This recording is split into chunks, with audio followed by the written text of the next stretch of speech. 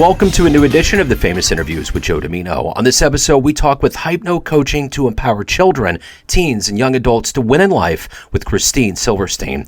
She is a peak performance coach, behavioral health RN, and a director at the Summit Center for Ideal Performance, and is an inductee into the Nursing Hall of Fame at Columbia University. For 27 years, she's worked with clients of all ages, specializing in assisting children, teens, and young adults to reach their best performances in health, athletics, academics, business, and performing arts using mindful toughness skill sets such as self-hypnosis, relaxation exercises, mental rehearsal, mental recall, and positive self-talk. Her innovative evidence-based programs such as Winning Ways for Teens and Operation Heal have assisted many clients to attain successful outcomes. She's full of wisdom and great stories. Enjoy. Okay, all right. Well, great. Well, hey, thank you so much for taking a minute out for the program today. It's great to meet you. Oh, thank you. It's great to meet you as well. I've been listening to your recordings, and I like them very much. They're very personal for the guests. Yes. Thank you very much. Yeah. Where are you located in the world? I am in Oakland, New Jersey. That's where my office is, and I live in Riverdale, it's northern New Jersey. Okay. All right. I detected a Eastern accent. My dad was actually... My dad was born in Brooklyn and raised in Long Island, joined the military, yes. So that's why I'm in Kansas I City. was raised in New York City, so I have that accent, yes. I've been told that. Yeah, I love it. It comforts me. It's family to me. So, yes. But I'm in Kansas City. I appreciate you taking a minute out. And I want to begin our conversation before we get into your work and your mission with surviving the pandemic. How did you get through the last 3 years, 3.5 years, I should say, and how did it change you? Well, it was quite an experience, actually, for me as a healthcare professional. But actually, the day before the lockdown here in New York, New Jersey, in the middle of March 2020, we held a wedding shower for my daughter with 30 guests coming into my new townhome. And there was hesitancy for the guests to come because we heard about an impending lockdown. And even my daughter was scared to have the guests come because she thought maybe people had COVID already. So her large wedding that was scheduled for May 2nd, 2020, which would have been her great-grandmother's 122nd birthday, my daughter had to cancel the big wedding, but she got married in my backyard with 11 people on that date, May 2nd, and we sat 6 feet apart, and we had masks on, and we celebrated with wedding cupcakes and some champagne. But eventually she got married at the original wedding site in Pennsylvania 1.5 years later. So that changed my daughter's life, but also my life in the sense that she got to have both experiences and got through it, and she had a happy wedding thereafter. So, but in the meantime, during many months of lockdown, I didn't go to my office that's about 11 miles from my home, where I work one-on-one with my clients, but instead I built up my online presence to work with them. And some of my clients, their relatives had died from COVID, so they were calling me, asking me what to do. And I even made a recording to one who was on a respirator who eventually died, but tried to help him to come off the respirator.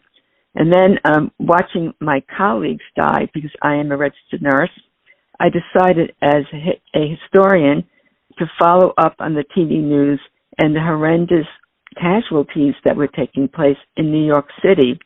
I decided to record what was happening and wrote a peer-reviewed paper that I published in 2020, some months later, so that when people look back to the pandemic 100 years from now, they'll see it was not fake news. So anyway, in this paper, I asked what Florence Nightingale and Hildegard Peplau, a psychiatric nurse of the 20th century, would have done if they were alive, and would nurses have fared better. And then in 2020, I followed this article up with a keynote address at a nursing conference in Tokyo. It was a virtual conference, and spoke about how nurses could help themselves to maintain their mental health. And more recently, gave an address in 2023 in Rome, Italy, to encourage nurses to stay in the profession as they flock away, some with depression, suicidal ideation and substance use disorder in the aftermath of COVID-19. Wow, that's intense. That's wonderful that you did all that. That's, documenting that and coming from, kind of the ground zero, so to speak. So, reading your bio and all the wonderful work you did, there's so many things that go into it. But I'm curious, if I put you in front of a bunch of third-grade students at Career Day, and one of the kids asked you, what do you do for a living, what would be your answer? Well, I do work with children, teens, and young adults, and that's my specialty. So, of course, I would speak to the children about how they're doing, how they're feeling in school. There are lots of fears there, for obvious reasons because of all the school shootings. And I would tell them that I work with people to help them to be the best performers, maybe talk about, do you have a sport you like, or do you have a hobby, do you go to dance class or whatever, and you want the best performances there. So I help people through those performances, but also, how you relate in school, what's going on in your life, and how you could, use the skills that I teach to be calm and to be happy and to do your best at school. So I would approach it that way, definitely, for third graders, because they are already involved in sports for sure. They start these days at 5 years old. So what did you want to be in the third grade? What was your dream? Oh, in the third grade, actually, I wanted to be involved in sports. My dad was the director of the Police Athletic League, PAL, in our hometown of Far Rockaway, New York, where I grew up. And he told me, because he didn't have programs for girls within the PAL, he told me that there were no sports for girls. So I used to go to the baseball field and sit on the bench. I was relegated to the bench with the green PAL hat on, and I'd watch the boys play ball, and I'd listen to the instructions he gave them, but I wasn't really able to go on to the field. And so there was this event where I was playing knock hockey in a local grammar school, a public playground, and I was playing outside the building where the maintenance building was. And there was a sign that said there was a skating race, a citywide skating race, and that I could sign up. Now, I was 10 at the time, and so I went inside and signed myself up, and I never told my parents about it because I figured it didn't say if you're a girl you can't skate, and I always loved skating. I started really when I was 3 years old. So anyway, I got measured at the handball court, and I got my application filled out. And I practiced every single day, rain or shine. I went to the park and I practiced on the field there where the skating race was going to be. And I envisioned myself skating like the wind. And I saw myself with Pegasus wings on my heels and finishing first in the race. And I ended up winning the race. And I won these brand new shiny metal skates, my first ever, because I was the fourth daughter and I always had hand-me-down skates. And I brought them home and I put them on the kitchen table. And my mom said, "Where did you get that? What is that?" I said, "These are my new roller skates." And she said, "Oh my gosh, where did you get it?" So I said, "I won them." And then, of course, my mother and my father were beaming, And then I went to the Queen's Championship and I won there. And I placed at the city championship. And I coached myself with the very same skill sets I teach today to my clients.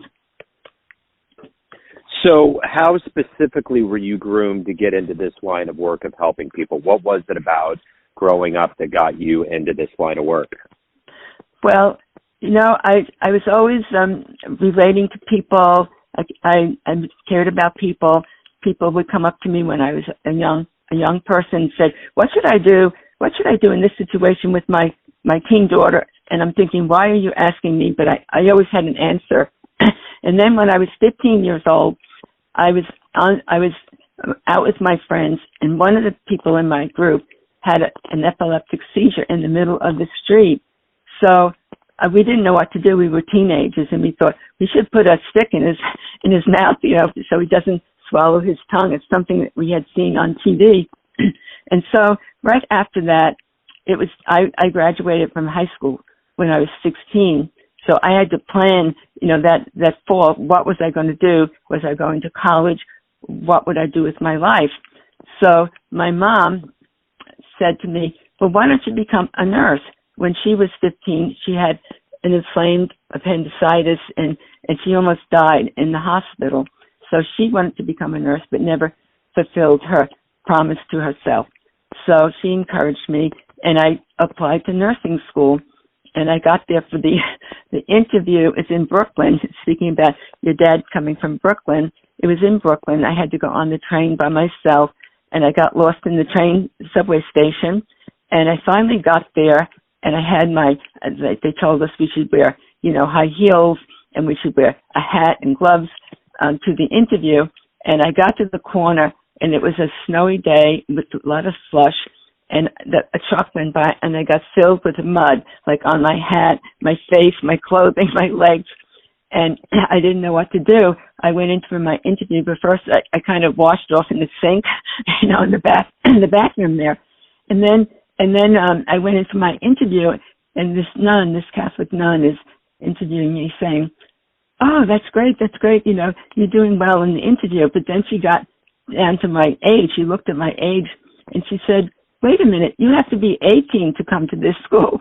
And she said, "How come you're only 16? And I said, I don't know, I guess I'm smart, like that. And that's, I think, got me into the school. But at any rate, that's how I started nursing. And that's part of the work that I do, at the Summit Center, because I have a program called Operation Heal, where I work with people to help them go to surgery, heal from, fractures and things like that, but also cancer, and work along with physicians to help them to be the best prepared and also to heal faster after in their recovery and without the heavy doses of narcotics. So that's part of my work. And it really began when I was 15, thinking about what my future would be. And I used all these skills as a peak performance coach, incorporating what I learned as a nurse. So who's been a hero for you in your life? I would have to say, I do believe that my grandmothers, I look to them as heroes, not having education, living before they even had the right to vote. And so one of my grandmothers, she lived in rural New Jersey, and my grandfather was a plumbing contractor, so he had this big truck. He always had like toilets and things in the back of his truck.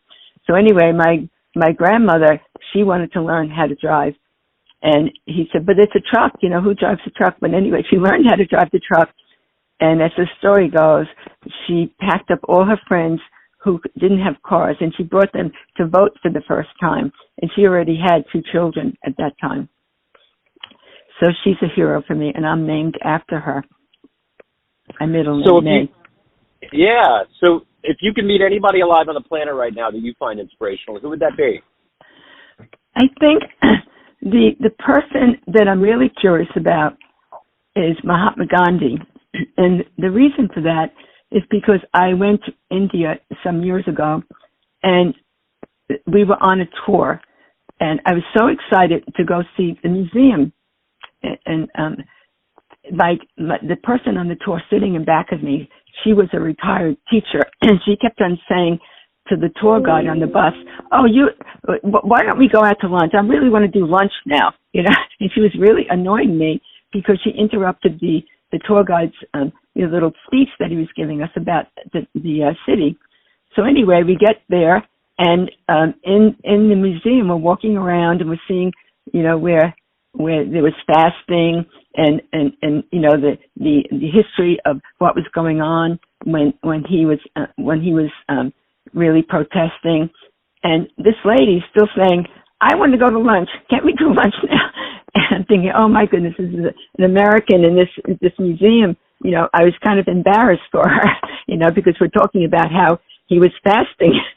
So at any rate, when I was leaving, there was a bust right in the entryway, and I think it was made out of bronze. I'm not sure, but anyway, I looked into the eyes of this bust, and these eyes just came alive for me. And I thought, oh my goodness, I'd like to speak to you, to interview you, because I am a historian. And so I think that's the person I would like to speak to, because I've looked up how people are viewing him now, and I was wondering, well, what he would really think about what people are saying about him now, and how he lived his life, and, you know, both the positive and the negative, without really looking back to where he grew up and what the beliefs were in society, you know, in the Indian society, which people often do when they think about history. Oh, I could go back to the Civil War. I could be a better negotiator than Abraham Lincoln, because you're not putting yourself back in this space. It's called present-mindedness that historians are told to avoid when they're recording history. So what is that motivation for you every day to get up, to help people? You inherently are out there helping people, but you also have to evolve as a person. What is that motivation for you every day? The motivation is what I see going on in the world. And that was the motivation for writing my book, Wrestling Through Adversity, Empowering Children, Teens, and Young Adults to Win in Life, because I saw what was happening on the TV, the children at school, the infanticide literally over there in Israel, and the teenagers, and being in emergency rooms, and there's no treatment for them for suicidal ideation. And then the young adults in college having all kinds of issues. 60% of college students go to college having mental disorders, and they admit it. So this is a really dire situation, I think, looking out at what's happening. And that bothers me, because for 27 years I've been working with these age groups, and I know there's something that you can do, and that's something you can learn. And I do it through sports. Like, I work with a lot of wrestlers, and I also in other sports, and I work with musicians, performing artists, and I help them with their grades at school, and also with health, of course. And so I know there are things you can do, and I call them Mindful Toughness skill sets, which I present in my book, and I've used them for 27 years, and I've developed them myself. So, and I have my copyright and my trademark for Mindful Toughness that I recently got, so that you use the power of your mind and that's innate within teenagers and young adults, and we don't really value it or nurture how they can become leaders, rather than depressed and committing suicide in the college. So let's go back to that youthful place. Let's say you have a dream tonight, and you run into like the 18-year-old version of you, and you could give that young version of you a piece of advice based on the wisdom you've gained in your life, the life that you've led. What advice would you give your younger self? I would give my younger self advice. I think the first thing would be to nurture me, kind of like the inner child, because in my book I did write about experiences I had in nursing school, and they were kind of horrific. Now, looking back, I don't know how I got through them. Like, one time I was scheduled to be in the operating room on call. I was 18 years old. I didn't have very much training in the operating room, but that's how it was in nursing school back in those days. And I had to be there just in case somebody came in with an emergency. And then later in the shift, the evening shift, this person, he had a gunshot wound, a young adult with a gunshot wound, was wheeled to the doors of the operating room, and I was responsible to help the surgeon, the scrub nurse, go through the operation, and I had no idea what I was doing. I did the best I could. It was very stressful during that period, and I just remember, Christine, you just have to get through this. There's somebody's life here. You know, you have to take care of that. So the surgeon came in. He was like a giant size next to me, being very petite, and he went in and scrubbed his hands and his arms, and I followed him, and I followed what he was doing. And then I was supposed to put on his gown and his gloves and all this, and I didn't know how to do it, so he scoffed and he did it himself. And then it was very intimidating, and I got the instruments next to him. I was handing him the instrument, like he said scalpel, and I handed him the scalpel. And I only saw operations on TV, or I had one experience of observing a hernia operation. So anyway, during the operation, I wasn't fast enough. I didn't have the right instruments. The circulating nurse had left. She was an RN. She had left to find sutures someplace else in the hospital. So I'm there alone. with the anesthesiologist and the doctor, and he got very upset because when he returned the instruments, I wasn't fast enough. So he put them on the drape, and he fluffed up the drape, and all the instruments there fell on the floor, and I had no instruments to give him. I cut off the end of my glove. I almost amputated my fingers, and all these things happening. And I started to cry. And then the surgeon, he called me names. He said, how stupid are you? And then he apologized later. And I got through the operation. And then I had to scrub the floors and wash the instruments and wash off the counters. And I didn't get back to school to the residents until 3:00 in the morning, exhausted. And I had to get up early at 8:00, take some exams on surgical nursing. So I was thinking back to that time, and I was anxious. I had like rashes on my arms. I was smoking, but I got through it, and I was resilient. And I know that some college athletes now are feeling the same way. They don't have any say. They don't know what to do. It's very stressful to be an elite college athlete. And I wrote about this in my book. And some of them, they just commit suicide. So I would tell them, you need to use the same skills that you're learning right there on the soccer field, on the baseball field, and transform them psychodynamically into energy to win. And then you use that in your life to get your job interview, etc. That's what I do with my clients.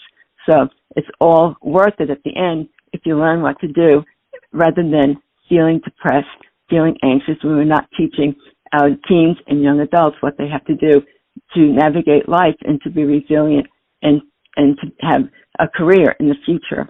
I would tell them, here, do the breathing easy, do this, do that, do your mental rehearsal, and use that in your life. It's not just for the playing field. For sure. So everyone out there has a perception of you. There's all these circles of people, family, friends, clients, but you run the show. What's your perception of you? Who do you think you are? Well, I think during the course of writing my book, I really found out who I am, like looking back to when I was, 10 years old and this skating champion, or even getting through that operation, I said to myself, that yes, there is a God after that one, that I succeeded. But it was last January, I was writing the introduction to my book, and I went to Egypt for a celebration of our anniversary. And I didn't expect to find out who I was in Egypt. I had no idea what would transpire. So I'm on the Nile River, and I'm writing the introduction to my book. And for some reason, I always dreamed that I'd be riding on the Nile River. I don't know where I got that from, but we were passing by the hotel where Agatha Christie wrote Death on the Nile. So I really felt like, hey, I'm a writer. And I had promised my dad before he died that I would become a writer because he saw my talent. So at any rate, we're floating on the Nile, and I got this idea to go into the gift shop where they had souvenirs and jewelry. And I said, I don't know why, but maybe I'll go in there and look around. And I found this very nice man. He was a jeweler. His name was Mohammed. And he convinced me to look at the jewelry that had the cartouche, which is how the pharaohs identified themselves. And the cartouche is like an oval shape, and they're scattered around the temples that we had visited. And he said, I can put your name on this in hieroglyphics if you want. So he showed me what it would look like, and I just fell in love with it. I knew I had to buy it. So I purchased it and came back some time later. So Mohammed said, so Christine, how are you doing now that you have your cartouche? And I burst out into tears. I was just bawling my eyes out in the middle of the store, and I was surprised. And he said, what's the matter? I said, my mom named me Christine. There's a reason why my mom named me Christine. And I said, and he said, oh, I'm so sorry to hear that your mom passed away. And he's hugging me, and he's patting me on the back, and he's saying, it's okay, everything's okay, Christine. So I left there thinking, like, what was that about? But my name has a special meaning, and it's follower of Christ. And my mother always told me that. So then 2 days later, we go to Old Cairo, and our tour guide, Waleed, brought us to this cabin church, And in the basement of that church is a cave, and that's where Jesus, the baby Jesus, and the Holy Family lived for some time, running away from Herod, in the infanticide. And so I saw where Jesus slept and where they drank the water, and I couldn't breathe. I just couldn't breathe, knowing like how come this is coming about. And it made me stronger and realize why I wrote my book about children, teens, and young adults. And so that's how I know who I am. And it was really through the stories that I wrote about myself in my memoir, and also my personal case stories in my book. So if anyone wants to pick up your book, learn more about you, reach out, what's the best way to do that? Well, they can reach out to me on my website, idealperformance.net, and also on my personal LinkedIn, which is Dr. Christine M. Silverstein, and I have a company LinkedIn, which is Winning Ways for Wrestlers, and a business Facebook, the Summit Center for Ideal Performance, which is the name of my business. Excellent. This has been wonderful, Christine. Thank you for your story. Thank you for your time. Have a great 2024. I appreciate it. Thank you so much for interviewing me. I appreciate that as well. Thanks for tuning in to another famous interview with Joe Dimino, where we cover the world of art, literature, business, spirituality, music, and more from around the globe. Our esteemed theme music was composed and produced by the great E.E. Pointer of Kansas City's River Cow Orchestra. If you want to hear more interviews, visit the Famous Interviews with Joe Dimino channel on YouTube. You can also find us on Spotify and Apple Podcasts. Thanks again for listening, and until next time.